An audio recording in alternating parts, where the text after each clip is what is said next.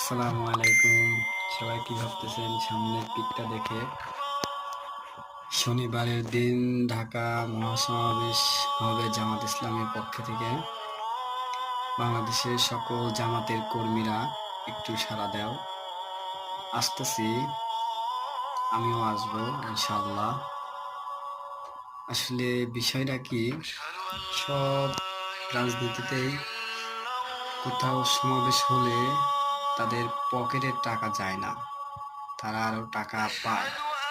আর এখানে আমার নিজের পকেট থেকে টাকা দিয়ে সমাবেশে যাওয়া হচ্ছে। তো আমার মতো অনেক কর্মী আছে, অনেক লোক আছে, আর সবাই চায়, বাংলাদেশের অধিকাংশ লোক চায় যে জামাত ক্ষমতায় আসুক।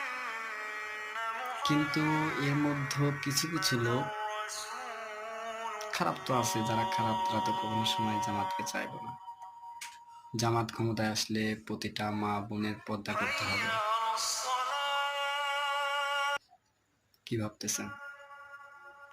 ভিডিওটা সবাই শেয়ার করবেন। আশা করি আপনারা সবাই ভিডিওটা শেয়ার করবেন। সবাই ভালো থাকবেন, সুস্থ থাকবেন।